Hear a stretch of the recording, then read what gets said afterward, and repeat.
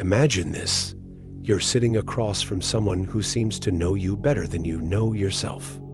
They anticipate your thoughts, mirror your emotions, and subtly guide your decisions, all while making you feel like you're in control. You leave the conversation feeling understood, even empowered, but days later, you realize something unsettling. Your choices no longer feel like your own. Your desires align perfectly with theirs. And you can't shake the creeping suspicion that you've been played. How did this happen?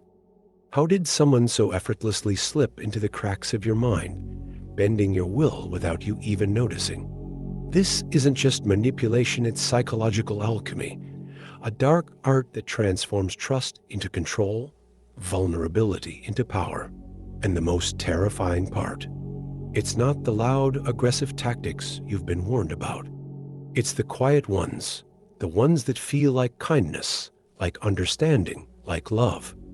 What if the people who seem to care the most are the ones who control you the deepest? What if the very traits that make you empathetic, introspective, and trusting, qualities often celebrated in introverts, are the same ones that make you the perfect target? This isn't just about manipulation. It's about the invisible forces that shape your reality, the psychological puppeteers who pull your strings without you ever seeing their hands. And the question you must ask yourself is this: are you truly free, or have you been living in a cage you didn't even know existed? The answer lies in understanding the three darkest manipulation techniques, methods so subtle, so insidious, they leave no trace but the quiet erosion of your autonomy. Let's begin. At the heart of manipulation lies a paradox. The very qualities that make us human, our need for connection, our desire to be understood, our search for meaning, are the same ones that leave us vulnerable to exploitation.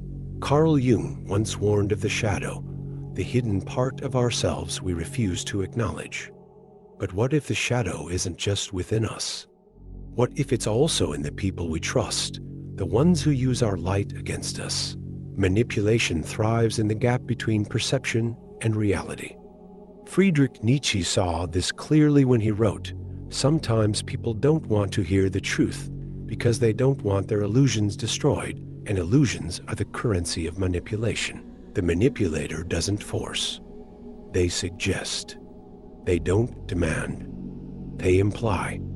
They create a world where their desires feel like your own, where their control feels like your freedom.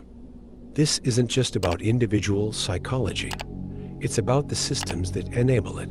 Arthur Schopenhauer argued that human behavior is driven by an insatiable will, a force that compels us to seek power over others. In modern society, this will manifest in subtle ways, through social hierarchies, through cultural norms, through the unspoken rules of relationships. The manipulator is simply a master of these systems, a puppeteer who knows how to exploit the strings already attached to you. But why does this work so well on introverts? Because introverts often value depth over surface, meaning over noise. They crave genuine connection, but this very craving can blind them to the ulterior motives of others. The manipulator offers what seems like authenticity, but it's a mirage, a reflection of your own desires, twisted to serve their ends. The question isn't just how they do it, it's why we let them. And the answer lies in the deepest parts of our psyche, in the fears and longings we barely admit to ourselves.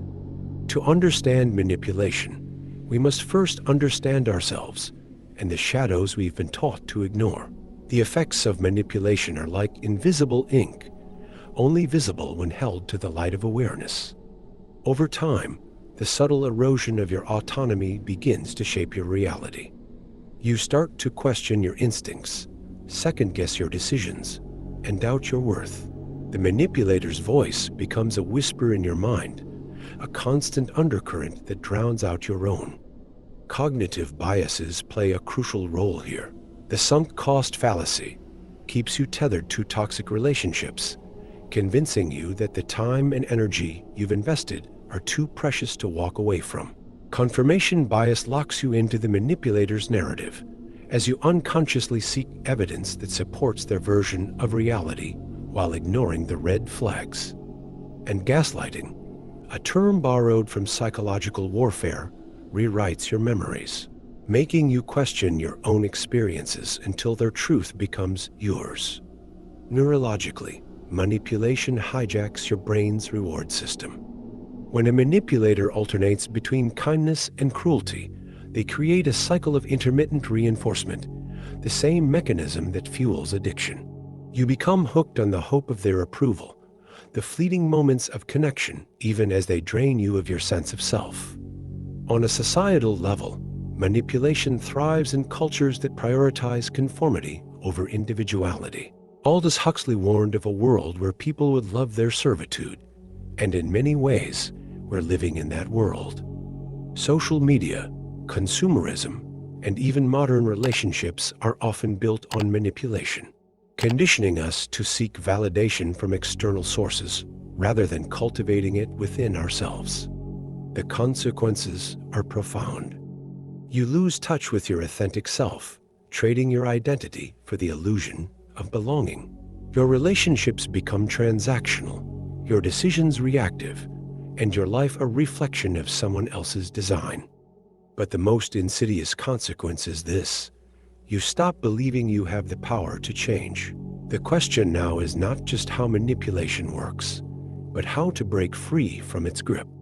The answer lies in rebellion, a radical shift in perspective that reclaims your mind, your choices, and your life. Breaking free from manipulation begins with a single radical realization: you are not powerless. The chains that bind you are not made of steel, but of thought, and thoughts can be rewritten. This is not a passive process. It's a rebellion, a conscious act of defiance against the forces that seek to control you. The first step is to reclaim your awareness. Jean-Paul Sartre famously said, "We are our choices, but to choose, you must first see the choices available to you." Start by questioning the narratives you've accepted about yourself, about others, about the world. Ask yourself, is this belief truly mine, or was it planted there by someone else? This act of questioning is the first crack in the manipulator's facade. Next, embrace the discomfort of boundaries. Manipulators thrive on blurred lines and unspoken agreements. Viktor Frankl, a survivor of the Holocaust and a profound thinker, taught that even in the most oppressive circumstances, we retain the freedom to choose our response. Set clear boundaries, not as walls to keep others out, but as bridges to your authentic self.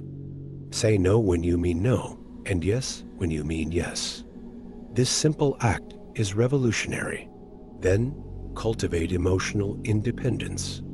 Manipulators feed on your need for validation, your fear of rejection.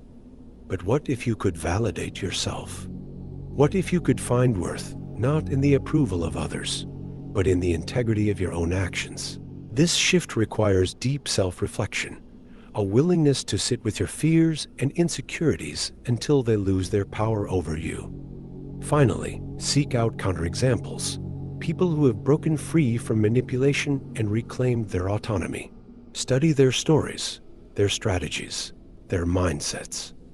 Learn from their courage and apply it to your own life.